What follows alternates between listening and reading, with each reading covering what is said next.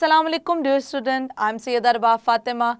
We are doing chapter number 12, angle in a segment of a circle, grade 10th. Today we are going to prove the first question of exercise 12.1. So let's move towards the light board. Exercise 12.1. Question number 1 is, prove that in a given cyclic quadrilateral sum of opposite angle is 2 right angles and conversely. अब student हमने prove क्या करना है यहाँ पर। पहली बात तो ये है कि हम बात कर रहे हैं साइक्लिक क्वाड्रिलेटरल की। साइक्लिक क्वाड्रिलेटरल में हमने बताना है सम ऑफ ऑपोजिट एंगल्स। ऑपोजिट का मतलब होता है स्टूडेंट आमने सामने वाले एंगल्स। कोई भी फिगर हो उसमें जो आमने सामने वाले एंगल्स होंगे उन्हें कहेंगे कि वो ऑपोजिट एंगल्स हैं, और हम ऑपोजिट एंगल्स में बात कर रहे हैं उनके सम की। इसका मतलब है जब उन्हें ऐड करेंगे जो आंसर आएगा उसको सम कहते हैं। तो इसका मतलब हम यहाँ बात कर रहे हैं एडिशन की। ओके, हमने ऐड किनको करना है? ऑपोजिट एंगल्स को ऐड करना है। किसको? साइक्लिक क्वाड्रिलेटरल के ऑपोजिट एंगल्स को स्टूडेंट हमने करना है ऐड। और प्रूफ क्या करना है? प्रूफ ये करना है कि जो हमारे पास ऑपोजिट एंगल्स होंगे वो क्या होगा? 2 राइट एंगल्स। हमारे पास 2 राइट एंगल्स बनेंगे। मतलब 2 राइट एंगल्स का मतलब है कि हम डबल ऑफ राइट एंगल हम यहाँ पर लेकर चलेंगे, जो कि होता है राइट एंगल होता है 90 डिग्री। मतलब मैं राइट एंगल यहाँ पे बात करूँगी, किसी भी 2 हमारे पास साइड्स हैं या 2 हम लेकर चल रहे हैं आर्म्स एंगल्स को जो बना रही हैं, उसमें अब वो कह रहे हैं, हम ये बात कर रहे हैं कि कोई सी भी 2 लाइन सेगमेंट्स या हम लाइंस ले रहे हैं या रे ले रहे हैं, इससे कोई फ़र्क नहीं पड़ता। एंगल क्या बना रही है? 90 डिग्री। अगर हम कह रहे हैं कि वो हैं राइट एंगल, तो हमने कहा है 2 राइट एंगल्स का मतलब है कि हम 90 का डबल ले रहे हैं, जो कि होता है 180 डिग्री। अब स्टूडेंट यहाँ पर ये देखें कि हम राइट को रिप्रेजेंट करने के लिए ये सिंबल भी यूज़ करते हैं। तो ये छोटी छोटी चीज़ें हैं जो कि क्लियर होना और जहन में होना बहुत ज़्यादा ज़रूरी है। ओके, उसके बाद हमने क्या प्रूव करना है? कन्वर्सली, उसका उलट भी प्रूव करना है। ओके, तो अब सबसे पहले अपना गिवन राइट करते हैं और स्टेटमेंट को प्रूव करते हैं। A circle with center O, a circle with center O। अब हमारे पास स्टूडेंट एक सर्कल जिसका सेंटर O है और उसके अलावा हमारे पास एक क्वाड्रिलेटरल है, और वो कौन सा क्वाड्रिलेटरल है? साइक्लिक क्वाड्रिलेटरल है स्टूडेंट्स। तो मैं इस यहाँ पे राइट करने लगी हूँ A B C D, A B C D is a cyclic quadrilateral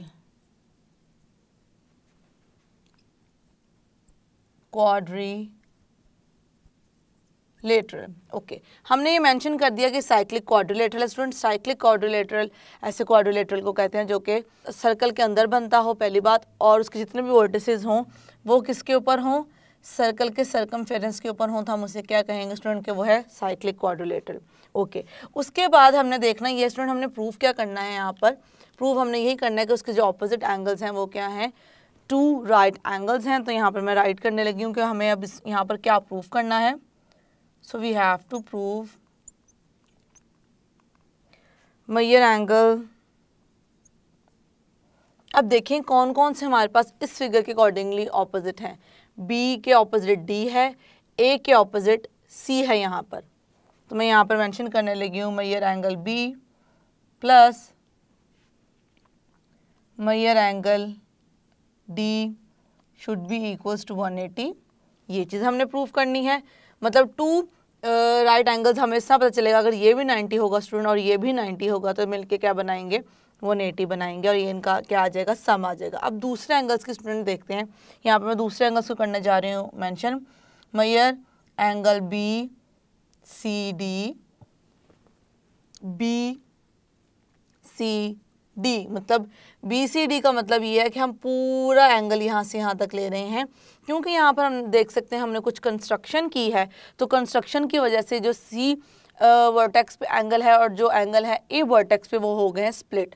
अब क्योंकि स्प्लिट हो गए हैं तो मैं खाली इनके वर्टेक्स के नेम से इन्हें कॉल करूँगी तो ये ज़्यादा ठीक नहीं होगा और यहाँ पर कन्फ्यूजन के चांसेस हैं कि अगर मैं कहूँ एंगल एट सी तो स्टूडेंट ये वाला एंगल भी समझ सकते हैं या कुछ स्टूडेंट ये वाला एंगल भी समझ सकते हैं। इसलिए हम दोनों साइड्स भी एंगल की ज़रूर डिफाइन करेंगे, इनिशियल और टर्मिनल साइड, ताकि कोई कन्फ्यूजन ना हो। इसलिए हमने कहा है angle B C D. B C D का मतलब है कि हम यहाँ से लेके यहाँ तक पूरे के पूरे एंगल की कर रहे हैं बात। Okay, angle B C D plus angle D A B should be equals to 180 degree. अब देखें डी ए बी, अब ए के लिए भी वही रीज़न है जो कि हमारे पास सी वर्टेक्स के लिए रीज़न था। ये हमें स्टूडेंट क्या करना है, प्रूफ करना है। उसके बाद कंस्ट्रक्शन देखिए हमने क्या की है। कंस्ट्रक्शन हमने बेसिकली सिर्फ ये की है कि जो हमारे पास सेंटर था जो कि ओ था इस सर्कल का, उसको हमने ज्वाइन कर दिया वर्टेक्स ए और वर्टेक्स सी के साथ। तो मैं यहाँ पर राइट कर रही हूँ कंस्ट्रक्शन जो हमने की है।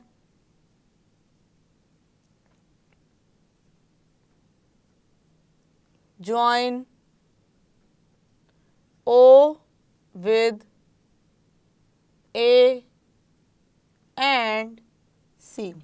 अब यही हमने जो कंस्ट्रक्शन की है वो हमें यहाँ पर कुछ नज़र भी आ रही है कि हमने किस तरीके से O वर्टेक्स को A और C के साथ कर दिया है ज्वाइन। ये स्टूडेंट अब हम यहाँ पर बेसिकली करेंगे कैसे प्रूफ। हम अपना गिवन प्रूफ और कंस्ट्रक्शन को कर चुके हैं मेंशन। अब यहाँ पर जो हम रिजल्ट यूज़ करने लगे हैं उसको मैं कर दूँगी राइट। वो रिजल्ट क्या है स्टूडेंट, वो रिजल्ट ये है कि हमारे पास जो सेंट्रल एंगल डबल ऑफ किसका होता है, सर्कम एंगल का होता है। तो इसको मैं यहाँ पे करने लगी हूँ right. We know that central angle is the double of circum angle. Circum angle students, तो यहाँ पर हम इस तरीके से हमने कर दिया है मेंशन। और ये हमारा क्या शो कर रहा है, ये शो कर रहा है हमारे थ्योरम की स्टेटमेंट को। और थ्योरम कौन सा है, यहाँ पे थ्योरम हमने जिसकी स्टेटमेंट राइट किया है वो थ्योरम नंबर 1 है। इसी को मैं यहाँ पर मेन हमारे पास सेंट्रल कॉन्सेप्ट यही रहेगा, मेन कॉन्सेप्ट यही होगा जो कि हम अप्लाई करके अपने इस स्टेटमेंट को करने जा रहे हैं proof. So let's get started with the proof. हम यहाँ पे प्रूफ करने लगे हैं स्टार्ट स्टूडेंट्स। अब प्रूफ करने के लिए हम स्टेटमेंट्स राइट करेंगे और उनके रीजंस को। Statements and there reasons. Okay, जैसे कि मैंने कहा कि हम सेंट्रल एंगल और सर्कम एंगल को लेकर चलेंगे। अब हम यहाँ पर मेंशन करेंगे कि हमारे पास जो सेंट्रल एंगल है वो डबल है किसका, सर्कम एंगल का। तो सबसे पहले मैं जिस सेंट्रल एंगल को स्टूडेंट यहाँ पर यूज़ करने जा रही हूँ वो 1 है। उसके बाद मैं सेंट्रल एंगल 2 को यूज़ करूँगी। अब देखें स्टूडेंट, सेंट्रल एंगल 1 के साथ मैं सर्कम एंगल यूज़ करूँगी D और सेंट्रल एंगल 2 के साथ मैं सर्कम एंगल यूज़ करूँगी B। तो इसको यहाँ पर कर देते हैं mention. Major angle 1 equals to double of the angle which is basically the circum angle 2 times of angle D. This is equation number 1. पहले हम दोनों इक्वेशंस राइट कर दें, फिर हम यहाँ पे मेंशन कर देंगे कौन कौन से एंगल सेंट्रल हैं और कौन कौन से एंगल हमारे पास सर्कम हैं। तो इसी तरीके से मैं दूसरी इक्वेशन भी लिखूंगी। Major angle 2 equals to double of the circum angle which is B here. So this is equation number 2. And now I'm going to write the reason over here. क्या रीज़न क्या है हमारे पास स्टूडेंट, रीज़न ये है कि हम basically statement को use कर रहे हैं और यहाँ पे मेंशन कर देंगे कौन कौन से एंगल्स हमारे सेंट्रल हैं और कौन कौन से एंगल्स हमारे पास सर्कम एंगल्स हैं। Angle 1 and angle 2 are central angles and angle D and BD लिख लें ताकि अल्फ़ाबेटिकली कोई इसमें प्रॉब्लम ना हो। Angle B and angle D are circum angles. Okay, अब क्योंकि ये सेंट्रल एंगल है 1 और 2 और वो दोनों सर्कम एंगल हैं, तो हमें पता है कि हमने क्या अप्लाई किया, हमने स्टेटमेंट अप्लाई कर दी अपने थ्योरम 1 की और हमने दोनों इक्वेशंस कर दी हैं यहाँ पर कुछ इस तरीके से, राइट। अब देखिए स्टूडेंट, मैं क्या करूँगी, अब मैं इन दोनों को करने जा रही हूँ ऐड आपस में। इक्वेशन नंबर 1 को ऐड कर दूंगी इक्वेशन नंबर 2 में, तो राइट साइड में हो जाएगी और लेफ्ट साइड हो जाएगी ऐड लेफ्ट साइड में। तो इसको यहाँ पर कर देते हैं mention, major angle 1 plus major angle 2 equals to 2 times double of angle D plus double of angle B। हम मेंशन कर देंगे कि हमने क्या किया है, adding 1 and 2, adding 1 and 2 student, 1 और 2 का हमने यहाँ पर कर दिया है ऐड। अब ऐड करने के बाद देखें, जब मैं एंगल 1 और एंगल 2 को कंबाइन करती हूँ तो मेरे पास बेसिकली पूरा सेंट्रल एंगल बन रहा है। ओके, और इन दोनों में देखें क्या कॉमन आ रहा है, इन दोनों में कॉमन आ रहा है हमारे पास 2। तो यही काम मैं करूँगी कि इसकी जगह मैं यहाँ पे क्या मेंशन कर सकती हूँ कि हमारे पास टोटल सेंट्रल एंगल है और इसमें से ले सकती हूँ 2 कॉमन, और मैं इसको यहाँ पर कर दूँगी आगे फर्दर राइट। 2 मैंने कॉमन ले लिया, angle D plus angle B। इसको इस साइड पे लिखूँ, इसको इस साइड पे लिखूँ, कोई फ़र्क नहीं पड़ता, और इसको मैंने एज इट इज़ अभी लिख दिया। उसके बाद जो हमारे पास टोटल होता है एंगल वो हम कर देंगे मेंशन। अब स्टूडेंट यहाँ पर देखिए, हमें पता है क्योंकि ये हमारे पास टोटल सेंट्रल एंगल है और टोटल सेंट्रल एंगल का मतलब है कि हम एक कंप्लीट सर्कल की बात कर रहे हैं। तो क्योंकि स्टूडेंट हम यहाँ पे कंप्लीट सर्कल की बात कर रहे हैं, तो हमें पता है पूरा जो सर्कल है, पूरे सर्कल का जो एंगल होता है वो क्या होता है, 360 डिग्री होता है। तो हम इन दोनों एंगल्स को प्लस जो बेसिकली सम इनका शो हो रहा है उसको राइट कर सकते हैं 360 डिग्री। तो हमारे पास यहाँ पर क्या आ जाएगा, 360 डिग्री आ जाएगा, और यहाँ पे तो हमने कॉमन लिया है, डी भी लिख लें, बी डी लिख लें। अभी हम इसको अल्फ़ाबेटिकली लिख लेते हैं, major angle B plus major angle D. अब देखें 2 यहाँ पर हो रहा है मल्टीप्लाई, वहाँ जाके हो जाएगा divide, major angle B plus major angle D equals to 360 upon 2। Okay, अब यहाँ पर हम मेंशन कर देते हैं कि किस तरीके से हमने इस तरह लिखा था, उसको ऐसे लिख लिया। बेसिकली ये सिमेट्रिक प्रॉपर्टी है हमारे पास, बाय सिमेट्रिक प्रॉपर्टी। हमने यहाँ पे सिमेट्रिक प्रॉपर्टी यूज़ की और यहाँ पे हमें पता है सम ऑफ ऑल एंगल्स ऑफ हम क्वाड्रिलेटरल बेसिकली लेकर चल रहे हैं, तो वो क्या होता है 360 डिग्री के इक्वल होता है। तो मैं यहाँ पर उसी को करने जा रही हूँ मेंशन, सम ऑफ ऑल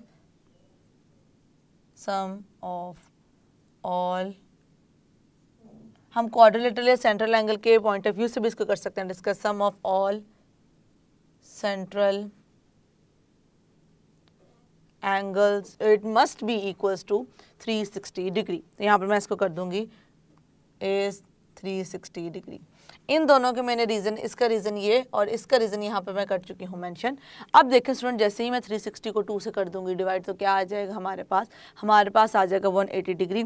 इसी को मैं यहाँ पर करने जा रही हूँ मेंशन, बी प्लस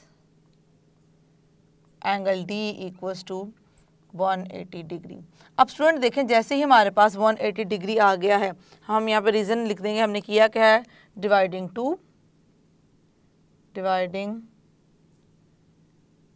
बाय 2 से डिवाइड करके हमारे पास आ गई है। यस स्टूडेंट, अब देखें हमारे पास हमने प्रूफ करना था 2 राइट एंगल्स। तो देखें बेसिकली 180 को हम लिख सकते हैं डबल ऑफ 90 डिग्री। तो यहाँ से हम बहुत इजीली इस चीज़ को प्रूफ कर देंगे कि हमारे पास जो ऑपोजिट एंगल्स हैं वो क्या हैं, इक्वल हैं वो 2 राइट एंगल्स के। एक तो हमारे पास ये आ गई कंडीशन, और इसी को यूज़ करते हुए बाकी को भी यहाँ पर मेंशन कर दूँगी। सिमिलरली हमें 2 चीज़ें प्रूफ करनी थी, एक को तो हम कर चुके हैं, अब दूसरे को राइट करने लगे हैं। सिमिलरली अब हम बात करेंगे major angle B C D plus major angle D A B equals to 180 degree.